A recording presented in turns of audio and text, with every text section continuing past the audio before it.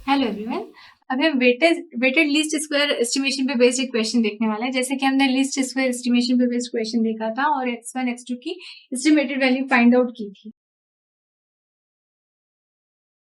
ठीक, अब यहाँ पर भी हमने क्या करेंगे, हमें जो एजम्पशन हमने प्रीवियस केस में किया था h इज इक्वल टू, वही हम कर लेते हैं h इज इक्वल टू 1 0 0 1 1 1, ये आपका h है। ठीक है, तो अब नेक्स्ट आपको क्या बोला गया यहाँ, वेटेड लीस्ट स्क्वायर एस्टिमेशन, तो इसमें आपको एक वेटिंग फैक्टर को अज्यूम करना होगा। ठीक है, तो वो अज्यूम करना हो या तो हमें गिवन हो क्वेश्चन में। अब चूंकि हमें यहाँ पे क्वेश्चन में गिवन है, इसलिए हमें अज्यूम करने की जरूरत नहीं है। हमें क्या गिवन है, w इज इक्वल टू 0.1 1 0.1। यहाँ गिवन नहीं है, इसका मतलब ये बाकी की वैल्यूज जो है, बाकी की एंट्रीज जो है आपकी वो 0 है, क्योंकि ये डायगोनल मैट्रिक्स होता है, हमने पहले ही बोला था। इसका मतलब बाकी ऑफ डायगोनल एलिमेंट्स जो रहेंगे, इसकी एंट्रीज जो रहेंगी वो 0 रहेगी। तो h आपके पास में है, w आपके पास में है। आपको क्या मालूम है, आपको मालूम है x एस्टिमेटेड फाइंड आउट यदि आप करते हैं तो वो कैसे करते हैं। In case of weighted least square estimation, h dash w, h का इनवर्स h डैश w y, ये आपकी x की एस्टिमेटेड वैल्यू निकल के आती है यहाँ से। ठीक है, तो यहाँ पर हमको क्या क्या चाहिए, h डैश चाहिए मल्टीप्लाइड बाय w, ये दोनों आपको है। ठीक है, इंटू h उसका होल इनवर्स।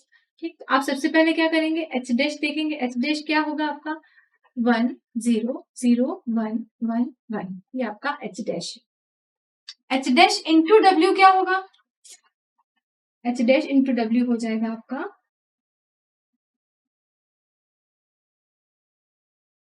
w, ये है 0 0 0 1 0 0 0 0.1, ये इतना पोर्शन निकल के आ जाए। तो ये आपका क्या आ जाता है, H dash W will be equal to, ये कितना है 2 क्रॉस 3, ये कितना है 3 क्रॉस 3। ठीक है, जब आप इन दोनों को सॉल्व करते हो तो आपका आउटकम क्या निकलता है, 2 क्रॉस 3 का निकल के आता है। This multiplied by this plus this into this plus this into this 0.1, this into this plus this into this plus this into this, that is 0। Next आता है this into this into this into this, तो आपको क्या मिल रहा है, यहाँ पर भी 0, यहाँ पर this multiplied by this multiplied by this multiplied by this multiplied by this, तो यहाँ पर आपका क्या आता है 1। ठीक, इस प्रकार से यहाँ पे 0.1 एंड यहाँ पे 0.1, ये आप फाइंड आउट करते हैं। ये आपका क्या निकल के आया है, ये आपका निकल के आया है h डैश w, ये आपका h डैश है और ये w है, ये h डैश w आपका निकल के आता है। अब आप क्या चाहते हैं, h dash w multiplied by h।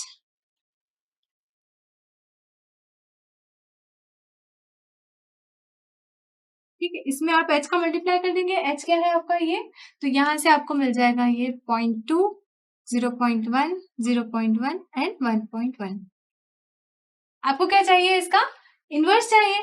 Inverse चाहिए तो सबसे पहले डेल्टा कैलकुलेट कर लेते हैं। डेल्टा क्या हो जाएगा, this multiplied by this 0.22 minus, ठीक, ये आपका डेल्टा आ जाता है 0.21, ये आपका डेल्टा है। ठीक है, तो यहाँ से आपको इनवर्स यदि आपको निकालना है तो आप इसका निकाल लेंगे। यहाँ से इसकी पोजीशन चेंज कर देते हैं, h डैश w h का inverse will be equal to 1 by 0.21 multiplied by, इन दोनों की पोजीशन को इंटरचेंज कर देंगे 1.1 और 0.2 की, तो ये 1.1 और यहाँ 0.2 हो जाएगा। इन दोनों के साइन चेंज कर देंगे हम, इन दोनों के साइन चेंज करेंगे तो क्या हो जाएगा, 0.1 का क्या हो जाएगा -0.1, यहाँ पर भी -0.1 और ये क्या हो जाएगा डिवाइड में 0.21। ठीक, ये था इतना पोर्शन।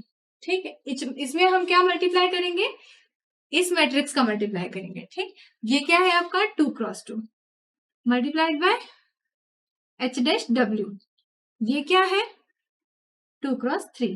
तो नेक्स्ट आपका जो निकल के आएगा वो क्या आएगा, 2 क्रॉस 3 का निकल के आएगा। तो आपका x एस्टिमेटेड विल बी निकल के आएगा, आपका यहाँ पे क्या आ जाएगा, x estimated will be equal to 11 by 21 y1 plus sorry minus 10 by 21 y2 10 by 21 y3।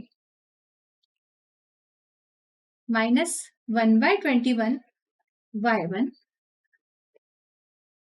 20/21 into y2 और 1/21 इंटू y3। ये पार्ट हमने कहा था पिछले में जब हमने डेरिवेशन किया था कि ये पार्ट आपका क्या है, k के बराबर है। तो इसका मतलब k मैट्रिक्स आपका क्या आ जाता है, k मैट्रिक्स आपका आ जाएगा k will be equal to 11/21 minus 1/21 minus 10/21 20/21 10/21 और 1/21। ये आपका k मैट्रिक्स निकल के आता है। ठीक है, क्योंकि ये क्या है आपका y वेक्टर से मल्टीप्लाई हुआ है, k multiplied by this y vector. y क्या है, y 3 वेरिएबल का एक वेक्टर है, तो वो क्या है आपका y1 y2 एंड y3 है। इसे जब मल्टीप्लाई हुआ तो आपका x की एस्टिमेटेड वैल्यू निकल के आई, लेकिन ये पार्ट क्या है हमारा k है, तो k का वैल्यू क्या निकल के आता है, k मैट्रिक्स क्या आ जाता है, ये आ जाता है। इससे हम क्या फाइंड आउट कर सकते हैं, इससे हम फाइंड आउट कर सकते हैं कोवेरिएंस वेक्टर। ठीक है, लेकिन अभी हम क्या देख रहे हैं कि जो k की वैल्यूज निकल के आई है वो बहुत ही ज्यादा है। ठीक है, जो आपकी एरर जो निकल के आ रही है, इसके द्वारा जो एरर निकल के आएगी वो क्या निकल के आएगी, बहुत ज्यादा निकल के आएगी। देखते हैं कैसे। तो यहाँ से k का वैल्यू हमें निकल चुका है। ठीक है, तो covariance of the estimation error क्या आता है, px। ये आपका होता है, हमने देखा था लास्ट टाइम। ठीक, तो k हमने निकाल लिया है, क्या है 11/21 माइनस 10/21 10/21 माइनस 1/21 20/21 एंड 1/21। ये आपका k है। r यदि मैं अज्यूम कर लेती हूँ कि एक आइडेंटिटी मैट्रिक्स है, तो यहाँ बाकी की एंट्रीज जो होंगी आपकी वो 0 होगी, multiplied by k dash 10/21 and 1/21। ठीक, जब आप इसको सॉल्व करते हैं तो आपको क्या मिलेगा, 1/147